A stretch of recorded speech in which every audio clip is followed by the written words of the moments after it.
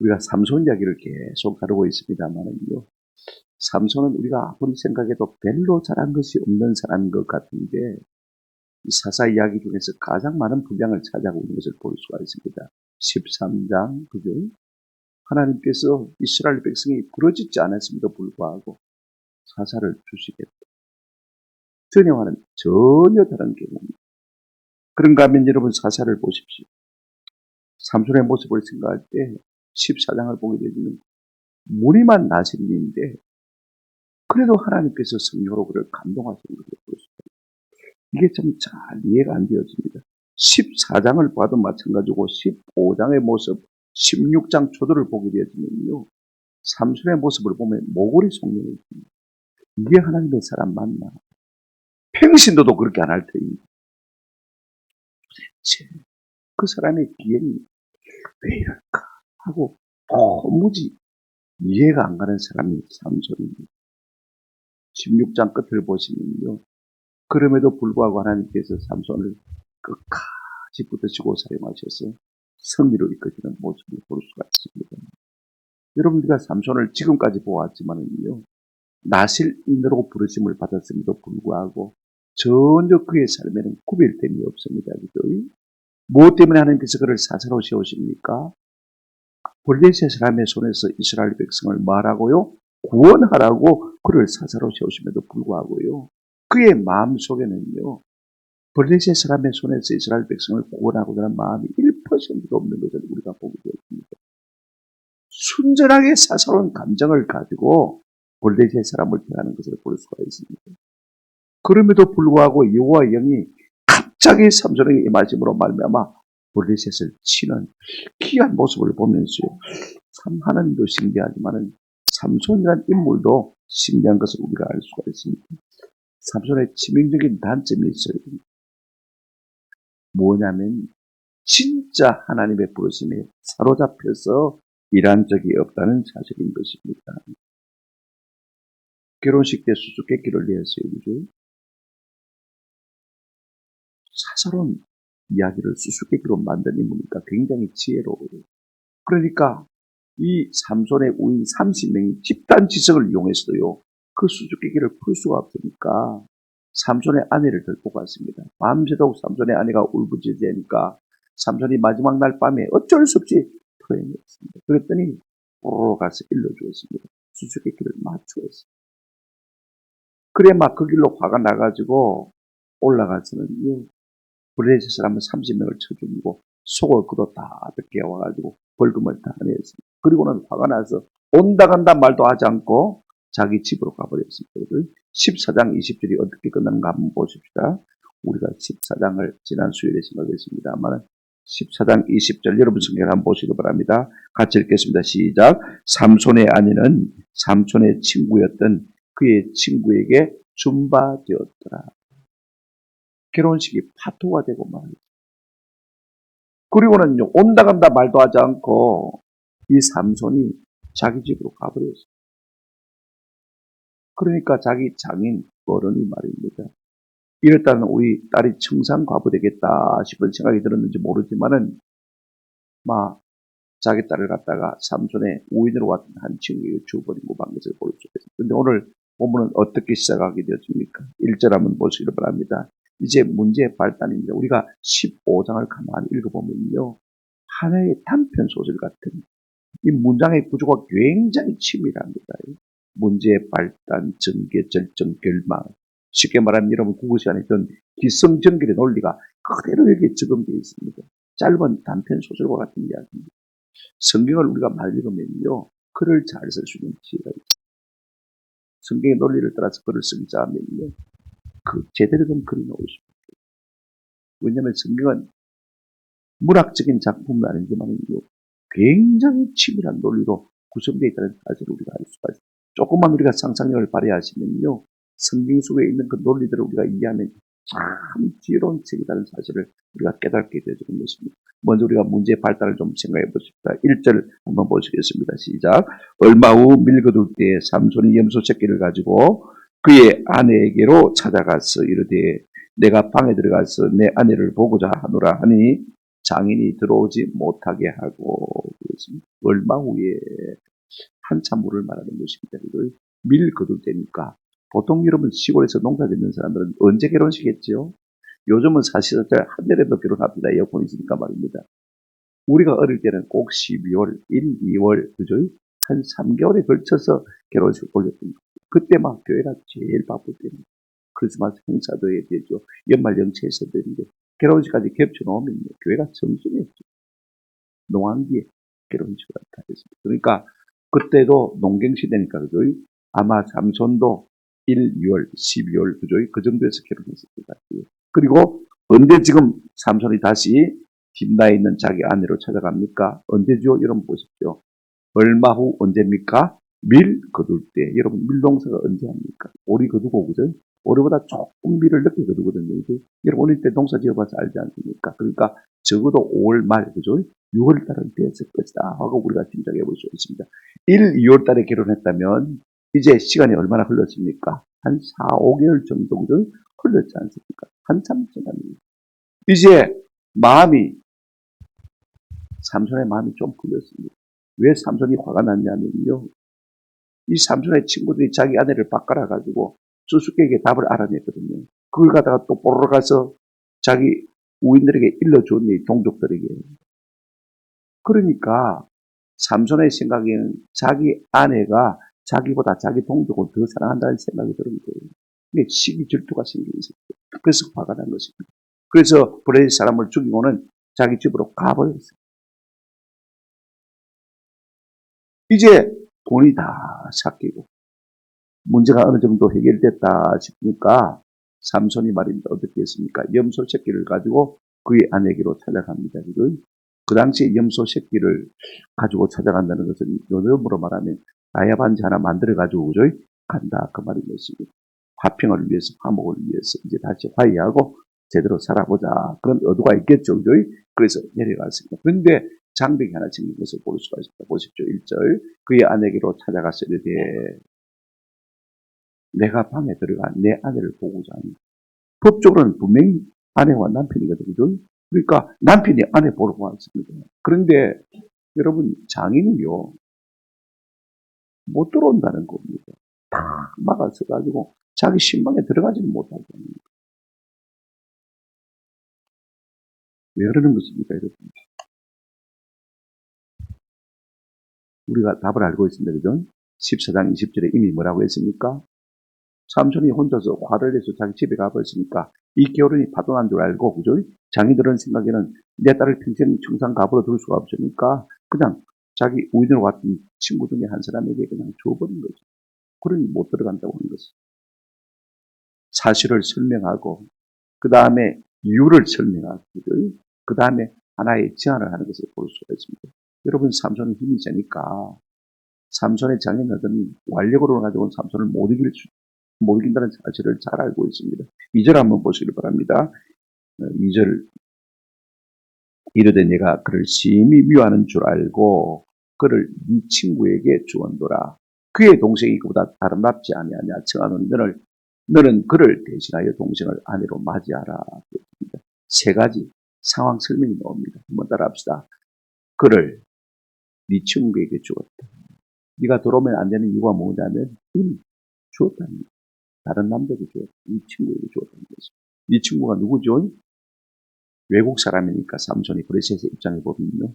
지금 가자 지구하고 전쟁이 있지만은 가자 지구의 사람들이 어떤 사람들입니까? 바로 브레셋 사람들이거든요. 그런 사람들이니까 이스라엘 사람인 삼손이 혼자 가서 결혼식했단 말입니다. 신랑 친구가 아무도 없으니까 신부집에서 배려를 해서 30명을 알바로 샀습니다. 일주일 동안 잔치할 때 친구가 되었고 술 친구가 되어주고 말동무가 되어주고 그걸 30명을 샀는데 그 사람 중에 한 명에게 이 아내를 갖다가 주었다는 것입니다. 그 이유가 무엇입니까? 2절 보십시오. 네가 그를 뭐 하는 줄 알고 심히 미워하는 줄 알고 그를 내 친구에게 줘. 이유는 딱 한 가지입니다.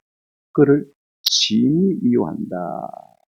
그 다음에 안다. 미워한다는 말 성경의 원문에 보면요. 미워하고 또 미워하는 줄 알고. 그러니까 우리가 번역하면 부사를 하나 붙이면 되겠죠. 심히 미워하고. 그 다음에 안다는 말도요. 내가 알고 또 알고. 이 말은 무슨 말입니까? 확신한다 그 말입니다. 네가 내 딸을 정말로 미워하는 줄 알고 내가 그것을 확신하고 아 이건 끝났구나. 내가 확신하고 내 딸을 다른 사람에게 주었다. 그 말인 것입니다. 네가 내 딸을 버리고 화를 내고 가버리기에 내가 아버지로서 속이 안 타냐? 그 말인 것입니다.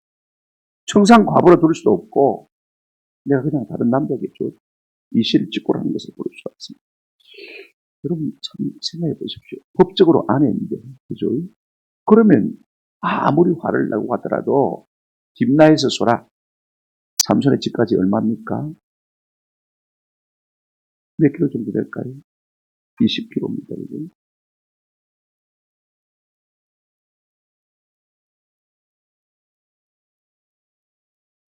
얼마 안 됩니다. 하루에 왔다 갔다 올 수 있어요. 아침에 갔다 오고 그 다음에 일 보고 인원하고 점심 같이 먹고 저녁에 얼마든지 갔다 올 수가 있습니다.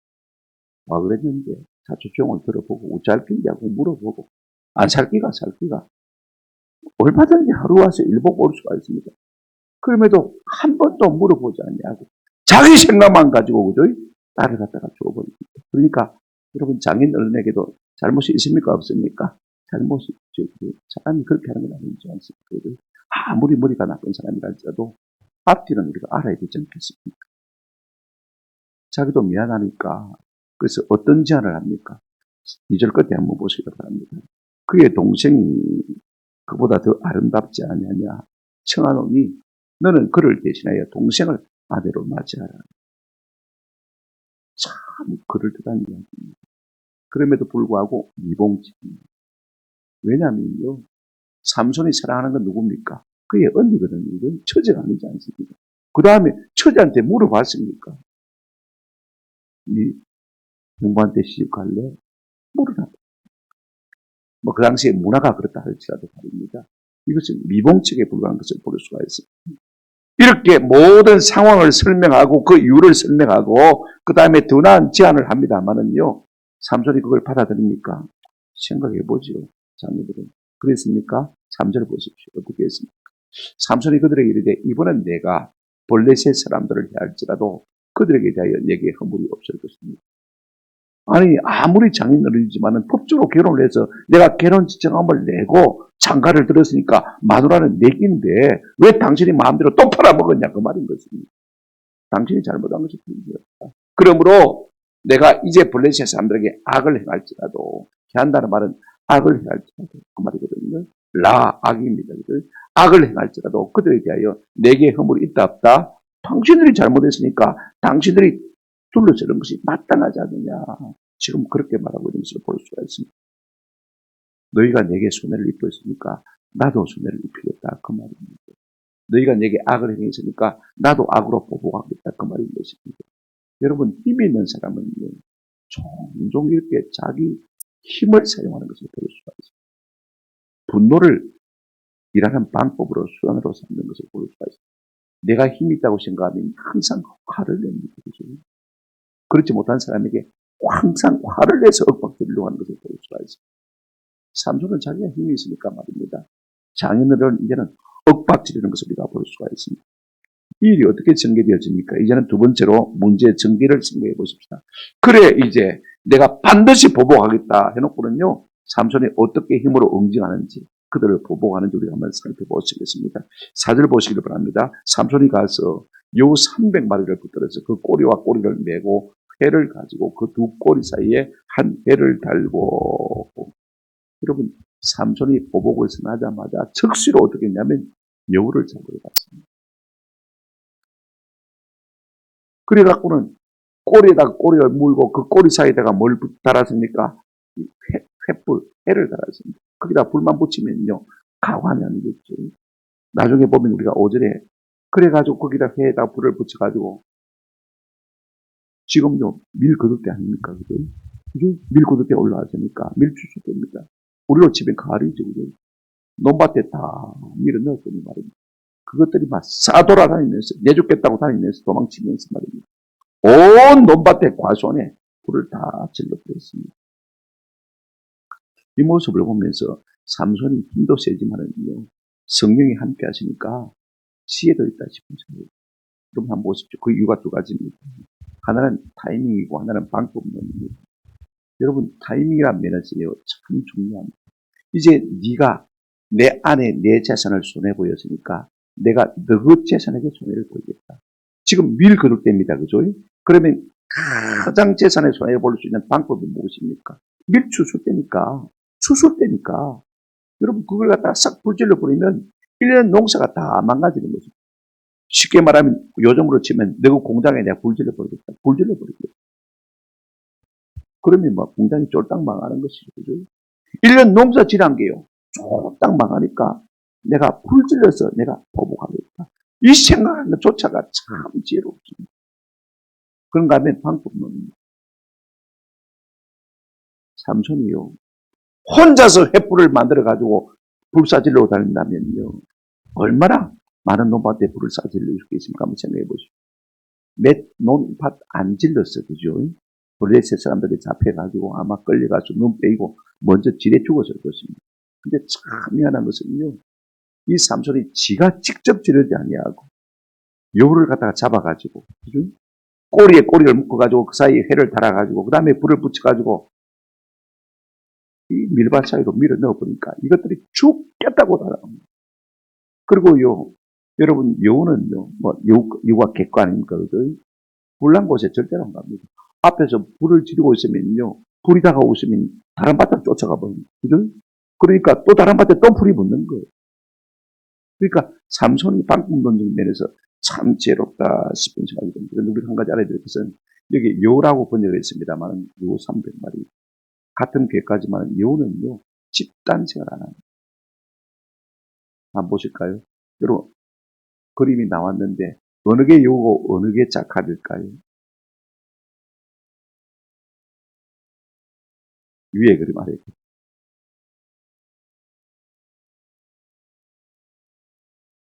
둘 다 여우 같죠, 그죠? 이 목사님, 이 목사님이 답해 주세요.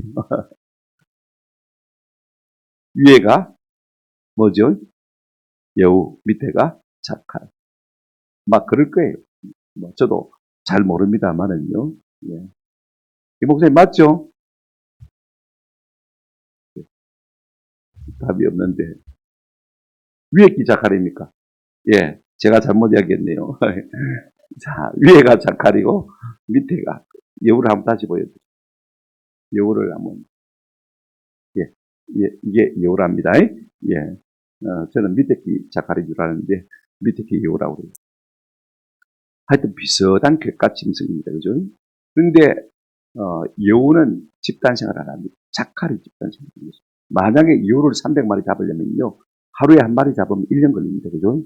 근데 자칼은 집단생활을 하기 때문에 어떤 아마 도구를 사용하면, 수단을 사용하면 그 당시에 사람들이 아마 자칼을 잡는 방법이 있었던 것 같아요. 그러니까 300마리를 잡았겠죠. 그죠? 그걸 잡아가지고 그걸 이용할 생각을 희한하게 했는데 어떻게 이용을 합니까? 꼬리에 꼬리를 묶어가지고 그것에다가 해를 붙여가지고 그죠? 그걸 갖다가 막 쫓아보내니까 뭐 안 쫓아보내도 지 몸에 불이 붙었으니까 그죠? 그걸 끌려고 어딘지 갖다 비비지 않겠습니까? 그러니까 논밭에 가서 비비고 가수나무밭에 비벼가지고 여러분 성경 한번 보시기를 바랍니다. 5절에 같이 한번 읽어보십시오. 시작. 5절 회에 불을 붙이고 그것을 블레셋 사람들의 곡식 밭으로 몰아들여서 곡식 땅과 아직 되지 아니한 곡식과 고동과 감람나무들을 살은지라.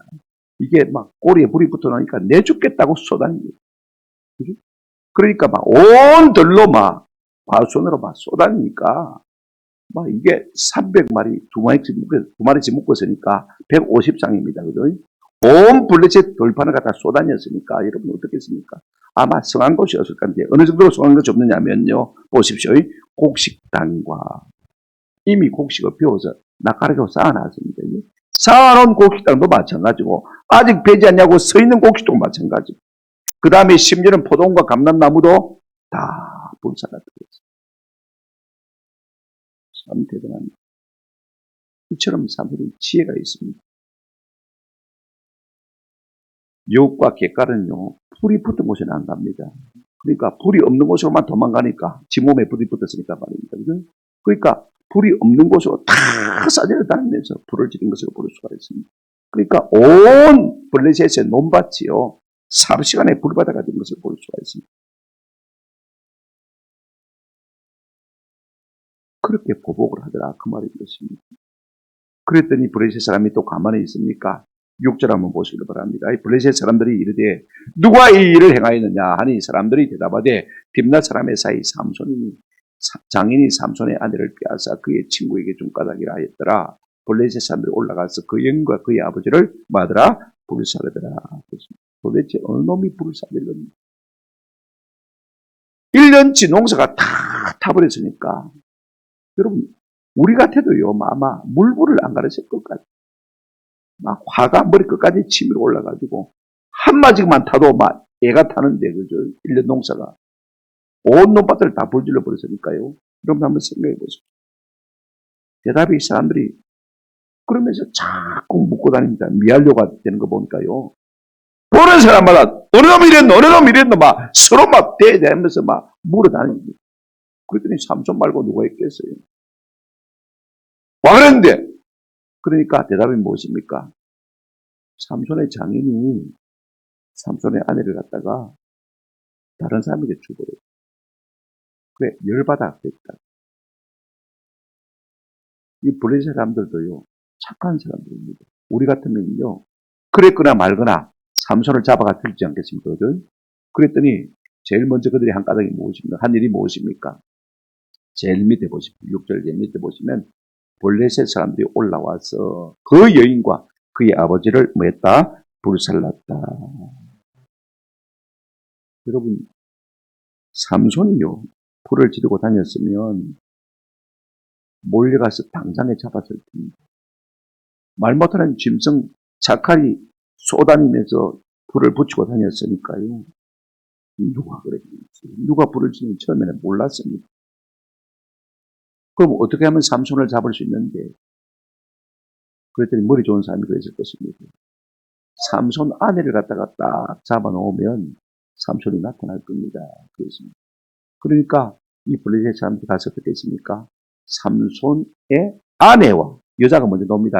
보십시오. 제일 끝에 보십시오. 올라가서 그 여인과 그의 아버지를 마니라 불살립니다. 보통 아버지와 그 여인을 불살다 이렇게 순서가 되어야 맞는데 상식적으로 말입니다. 그 여인과 그의 아버지를 말다 불살랐다. 공개 처형을 하면 틀림없이 삼손이 나타날 기다. 누군가 그렇게 일러준 것입니다. 지혜를 낸 것입니다. 그래서 이제 공개 처형을 했더니 과연 삼손이 7절 한번 보시기 바랍니다. 그 말을 하자마자 나타났습니다. 그래서 삼손이 그들에게 이르되 너희가 이같이 하였음즉 내가 너희에게 원수를 갖고야 알리라. 그랬습니다. 과연 삼손이 나타났습니다. 그리고는 말합니다. 아니 우리 장인이 내 허락도 안 받고 내 아내를 갖다가 남에게 줘버려서 내가 화가 나가지고 불을 싸질러 버리는데 너는 또 내 아내를 내 허락도 안 받고 불을 싸질러 버리냐?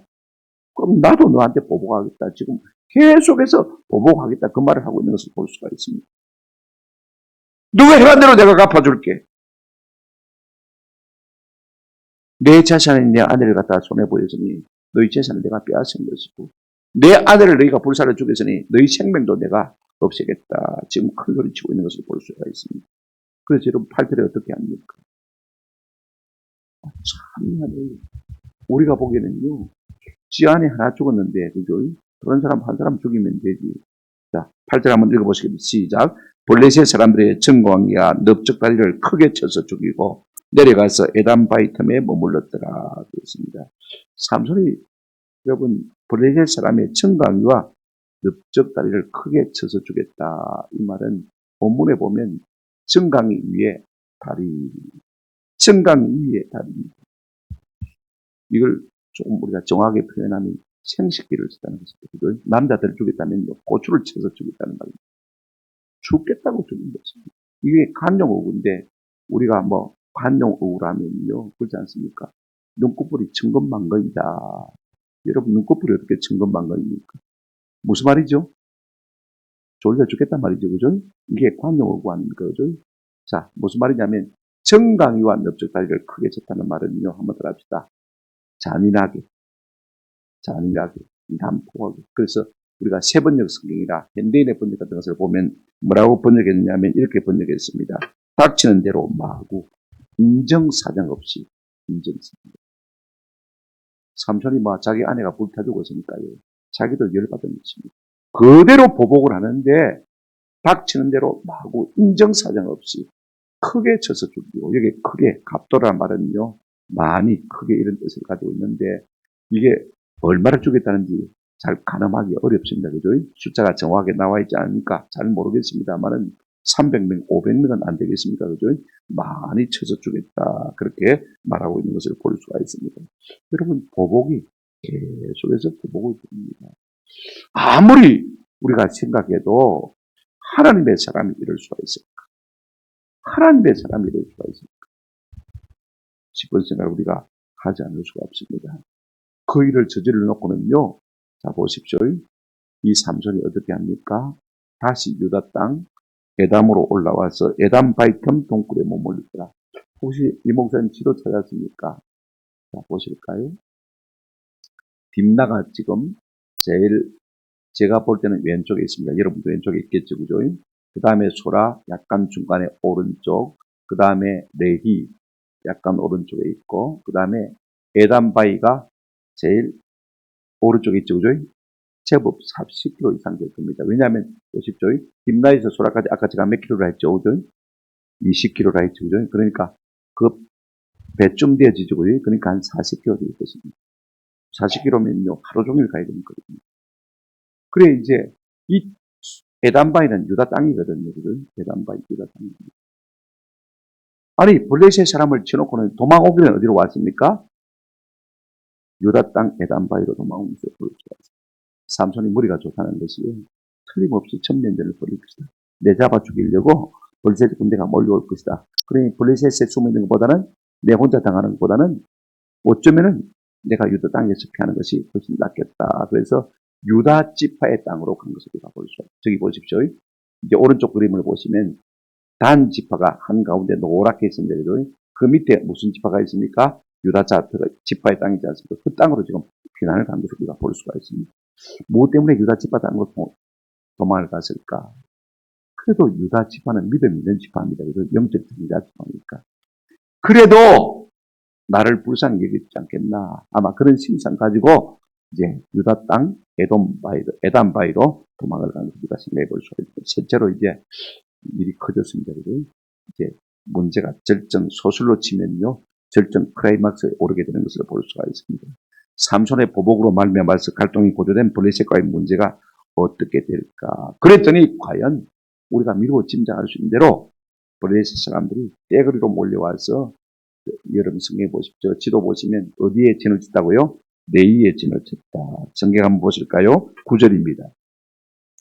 이에 블레셋 사람들이 올라와 유다의 진을 치고 어디에 가득한지라? 레히에 가득한지라. 레히란 말은 특별한 뜻이거든요. 근데 아마 처음부터 이 레히란 지명이 있었던 것은 아니고 삼손이 거기서 특별을 가지고 블레셋 사람 1000명을 쳤으니까 아마 그래서 특별한 이름으로 그 지명을 붙였던 것 같아요. 당장에 대본에 말이에요. 사람이 되겠지 않습니까? 이거 그냥 놔둘 수가 있나? 이놈의 새끼를 갖다가, 그죠? 그래서 지금 블레셋이 째를 이루어서 군대를 이루어가지고 레히에 올라와서 진을 친 것을 볼 수가 있습니다. 자, 이런 블레셋이 어떻게 대응합니까? 당장에 올라왔어. 와우, 계속. 성경의 군사가 몇 명이라 올라왔다 말하고 있지 않지만은요, 많은 군대가 올라온 것이 틀림이 없습니다. 이 말만으로 우리가 몇 명의 군대가 올라왔다라고 말할 수는 없지만은요, 그러나 분명히 보니까 진을 쳤다는 것을 우리가 여기서 보면요, 많은 군대가 올라온 것을 알 수가 있습니다. 그러니 나중에 삼손이 그 중에 몇 분의 몇이 되는지 모르지만은 낙이 특별로 몇 명을 쳐서 죽였습니까? 1000명을 쳐서 죽었으니까 적어도 1000명의 2배는 넘을 것이다. 그죠?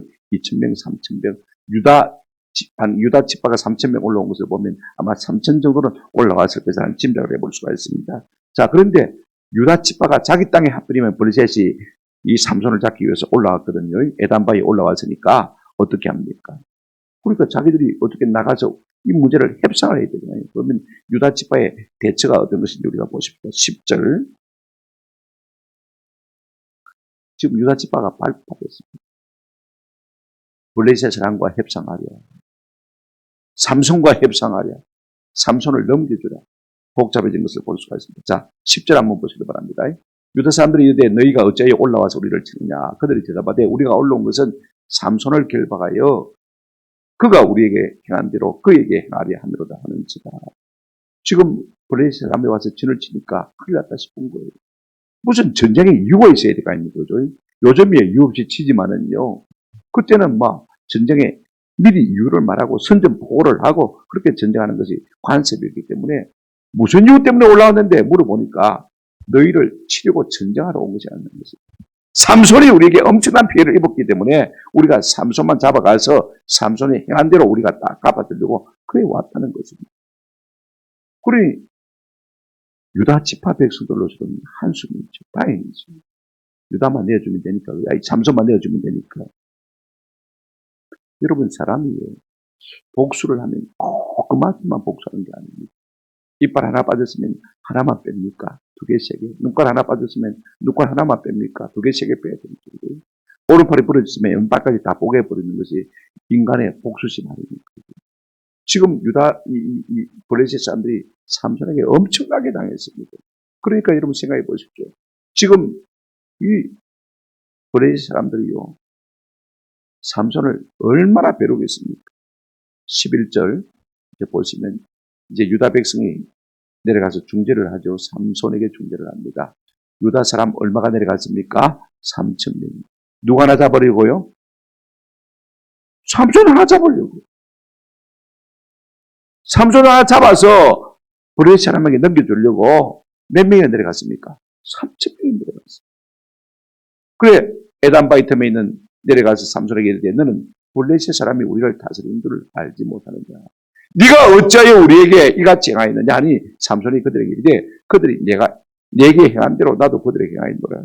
하나씩 생각해 보십시오. 지금 삼손을 잡기 위해서 유다 지파 사람, 자기 동족 사람이 몇 명이나 갔습니까? 3,000명이 갔습니다. 여러분 삼손을 사자로 인정하지 않는 유다 지파의 사람이었지만은 삼손이 얼마나 힘이 센지를 알고 있습니다. 그래서 한두 사람 가서는 안 되니까 200명 가서는 안 되니까 3,000명이 대거로 간 것을 볼 수가 있습니다. 그러면서 가서 무슨 말 합니까? 너는 어째 블레셋 사람이 우리를 다스리는 줄 알지 못하냐. 우리가 블레셋 사람의 식민지로 있는데 이놈아 네가 그 사람 성경을 건드려야 될 기가 머릿속에도 한참 머릿속에 나온다 임마. 가자. 여러분 3,000명이나 삼손을 잡기 위해서 유다 지파 사람들이요 에담바이로 내려갔다면 조금 우리가 생각을 다시 해봐야 되지 않겠나 하는 생각을 하게 되었습니다. 하나님이 이스라엘 백성이 가나안 땅을 주실 때 거기 가서 가나안 원족족과 사이좋게 살라고 주신 것입니까? 아닙니다. 이거 우리가 아세요. 그 백성을 진멸하고 그 땅에서 메시아를 기다리라고 하나님께서 그 땅을 약속대로 주신 것입니다. 뭐라고요? 진멸하라고 했습니다. 왜? 그 사람이 죄가 없는데 진멸하라고 하신 사람입니다. 벌써 아브라함 때부터 하나님께서 말씀하셨습니다. 네가 그 땅에 죄악이 관영하여지면 아구까지 꽉 차게 되면 내가 그 땅을 진멸하고 너에게 주겠다 약속하셨거든요. 그래 하나님 약속하신 대로 그 땅에 가나안 땅의 죄가 아구까지 다 치니까 하나님께서 이스라엘 백성들을 통해서 그들을 심판하신 거죠. 지금 뭐 가자 지구 이 하마스하고 그 다음에 이스라엘하고 뭐 거의 뭐 중동 전쟁이 촉발될 지경에 이르렀습니다만은 많은 사람들이 어느 쪽 편을 들지는 잘 모르겠습니다만 그래도 우리는 이스라엘의 평강을 구해야 되는 사람들입니다. 그죠? 그러니까 이스라엘이 이길 것이 당연하지만은 그래도 하마스 편을 약자 편이라고 드는 사람이 종종 있습니다. 물론 우리가 안 믿는 사람은 그럴 수가 있을 것 같아요. 인본주의 입장에서 말입니다. 그러나 우리가 예수 믿는 사람이라면 그때입니다. 여기다 하시는 필요가 있습니다. 300년 정도 사사시대가 지나면서 말입니다. 이스라엘 백성, 특별히 영적 장자 지파인 유다 지파조차도 이 사명을 강건히 잊고 있는 것을 볼 수가 있어요. 지금 블레셋 사람이 우리를 다스리는데 네가 왜 긁어부스를 만들었냐? 나온다 임마. 네가 책임지라. 패배의식에 익숙해 있는 것을 볼 수가 있습니다. 우리가 지금 블레셋의 지배를 받고 있는데 네가 그들을 건드려가 되겠냐 이놈아. 나가자. 하나님께서 가나안 땅을 그들에게 주신 이유가 무엇입니까? 사사기 1장만 해도요. 여러분 유다 집안은 달랐습니다. 그들이 물었습니다. 가나안 땅에 누가 올라가서 먼저 치리까라고 물었을 때 하나님께서 누가 올라가라 했습니까? 유다 지파가 올라가라 했습니다. 그래서 유다 지파가 제일 앞장서서 가나안 땅을 정복하는 데 이래 공로를 세웠지 않습니까? 그런데 지금 유다 지파는요 3,000명이 내려와서도 삼손 한 사람 잡아서 브레 사람에게 주겠다는 것이죠. 3,000명이나 떼구리로 모였으면 아이가 할만하네. 브레셋하고 붙어보자. 이렇게 생각할 수도 있는데 말입니다. 그런 생각이 전혀 없어요. 패배의 의식으로 그들이 충만했지. 시끄러운데. 골치 아픈데. 삼손 저놈만 잡아서 주면 되지 뭐. 끝나는 거 아이가. 그들이 우리를 지배하든지 말든지 막. 이왕 그렇게 살아온 삶인데. 조금도 하나님의 뜻을 따라서 환경을 바꾸어 보려고 하지 않는 것을 볼 수가 있습니다. 유다 지파조차도 믿음이 없습니다. 유다 지파조차도 성경적으로 세상을 보는 세계관이에요. 오늘 우리는 어떻습니까? 하도 교회가 언론이 교회를 갖다가 핍박하게 되니까 전도하라 그러면 미쳤나 그러면 우리끼리도 미쳤나 그러면 지금 상황이 어떤 상황인데 온 세상이 교회를 갖다가 짓밟으려고 하는데 그거 나가서 전도하면 되겠어요? 우리 스스로도 세상에 짓밟혀. 지금 유다 지파와 조금 더 다를 바가 없습니다. 영적으로 끼어있는 믿음의 사람들이 없더라 그 말입니다. 그러면 삼손이라도 지가 나신이로 부름을 받고 지가 사사로 부름을 받고 이스라엘 백성을 버리시 손에서 구원하라고 부름을 받았다면 지가 사명 부르심을 알고만 있다면요 3,000명이 자기를 잡으러 왔으니까 형님들 잘 됐습니다. 제 긴 머리 보입니까? 제가 나신으로 부름을 받았습니다. 제가 사사로 부름을 받았습니다. 하나님이 어릴 때부터 나를 이스라엘 백성을 버리시 사람의 손에서 구원하라고 구원대로 나를 세웠습니다. 우리 부모님한테 가서 물어보십시오. 제가 그렇게 부름을 받은 사람입니다. 이참에 당신들 3,000명이 올라왔으니까 내가 앞장서서 희생을 할 테니까 힘을 합쳐서 부대세 사람을 한번 몰아내 봅시다. 그렇게라도 말했다면 얼마나 좋을까. 그런 관점도 하나도 없습니다. 뭐라고 말하고 있습니까? 내가 동네 북입니까? 내 마누라 죽이고 빼앗고 나한테 주고 내 마누라 죽이는데 내가 그럼 가만히 있으란 말입니까? 내가 그러다 놓으면 가만히 있다 아닙니까? 내가 그들에게 행한 대로 내가 행했을 뿐입니다. 그랬더니 유다 지파가 뭐라고 말합니까? 12절 보십시오. 그들이 삼손에게 이르되 우리가 너를 결박하여 블레셋 사람의 손에 넘겨주려고 내려와노라 하니 삼손이 그들에게 이르되 너희가 나를 치지 아니하겠다고 내게 맹세하라 하니 유다 사람들이 믿음이 없으면 어디라도 있어야 되는데 니만 내주면 우리가 편안하니까 삼손 그 잡아주겠다는 것입니다. 그래가지고 세밧줄 2개 딱 묶어서 삼손이 힘이 센 줄 아니까 세밧줄로 2개로 묶으면 안 괜찮겠나. 삼손이 그래 나가줄게 그럽니다. 왜냐면요 자기하고 자기 유다 사람하고 싸우면 안 가겠다고 싸우면 동족 상장이 되잖아요. 그죠? 자기가 힘이 세니까 그래도 그 사람 중에 몇 명은 안 죽이겠습니까? 그래 그냥 순순히 끌려나갔습니다. 진짜 삼손이 하나님의 부르심을 기억하고 있다면 하나님이 우리를 도우시고 우리가 힘을 합쳐서 저들을 싸워서 이기면 얼마든지 블레셋에서 우리에서 독립할 수 있지 않겠습니까? 한번 그래 보시오. 그래야 되는데 서로 좋게 윈윈을 택하고 있는 것을 볼 수가 있습니다. 유다 지파의 대처입니다. 13절 한번 보십시오. 그들이 삼손에게 말하기를 아니라 우리가 다만 너를 결박하여 널 우리가 우리 손으로 죽이지 않을 테니까 결박하여서 그들의 손에 넘겨줄 뿐이 우리가 결단코 너를 뭐하지 아니하리라 죽이지 아니하리라. 밧줄 둘로 결박하고 바위 틈에서 그를 풀어냅니다. 여러분 유다 지파들도요 1%도 3,000명이나 모였음에도 불구하고 블레셋과 싸워보려고 생각하지 않습니다. 야 삼손 네가 진짜 하나님 앞에 기름 부은 거 맞나? 그러면 네가 앞장서라. 우리가 이참에 3,000명이 모였으니까 또 모으려면 힘드니까 그죠? 올라가서 한번 치보자 막 죽든지 살든지 그죠? 옛날에 유다 같으면 그렇게 안 하겠습니까 그죠? 근데 지금 유다의 모습은 전혀 그런 모습이 없어요. 이미 패배의식에 깊이 뿌리 박혀 있는 것을 볼 수가 있습니다. 말씀을 맺습니다. 진짜 블랙 코미디. 믿음이 없으니까요. 서로가 서로의 사명에 대해서 깨닫지 못하는 것을 볼 수가 있습니다. 참 비참한 이야기입니다. 삼손에게는 치명적인 단점이 있습니다. 사명을 따라 살기보다는요, 자기 감정을 따라서, 힘을 따라서 사는 것을 우리가 볼 수가 있습니다. 나신인으로 살라고 했지만 거룩은 1% 없습니다. 그죠?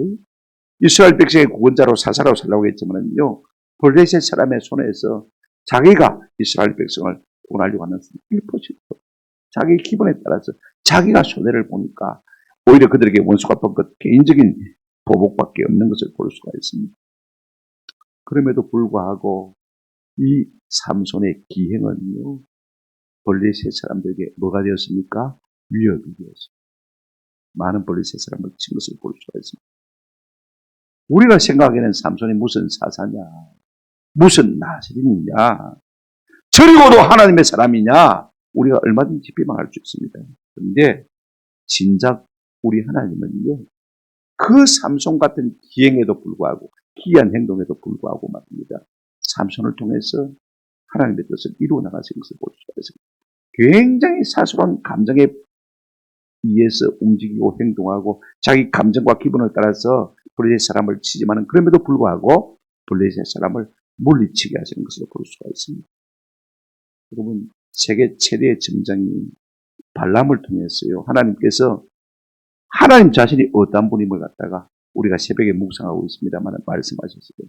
사사기 우리가 23장 19절에 보게 되어지면 하나님은 사람이 아니시니 거짓말을 하지 아니하시고 인생이 아니시니 후회가 없으시도다. 어찌 그 말씀하신 바를 행하지 않으시며 하신 말씀을 실행하지 아니하시고. 하나님이 애초에 여호와의 사자를 보내서 삼손을 택하겠다, 그죠? 말씀하셨어요. 이 삼손이 그 말씀 하나도 안 믿고 자랐어요. 내가 내 삶을 결정하지 어찌 하나님이 미리 내 삶을 결정한다. 1%도 받아들이지 않는다. 그러나 하나님은 그 부르심에 조금도 후회하심이 없습니다. 내가 네 잘 불러준다. 알고 보니 네가 그런 사람이 아니니. 그런 말을 합니다. 하나님은 사람이 아니시니 시건치 아니하시. 인생이 아니시니 뭐가 없다? 후회가 없다. 삼손의 어떠함에도 불구하고 우리 하나님께서는요, 그 부르심에 후회함이 없으실 것을 볼 수가 있습니다. 로마서 11장 29절을 우리가 지난 시간에도 살펴보았습니다만은 하나님의 은사와 부르심에는 뭐가 없다? 후회가 없다.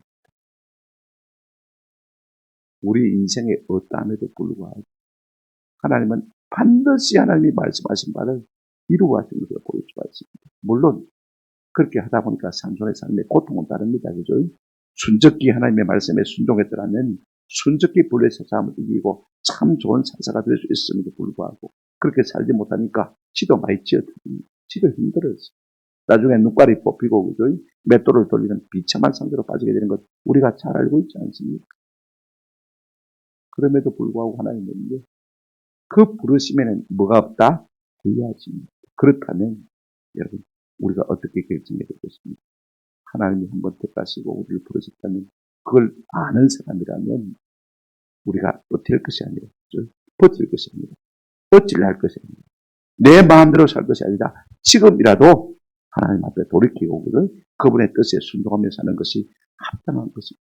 지금이라도 삼손이 하나님께 돌아온다면 얼마나 좋겠습니까?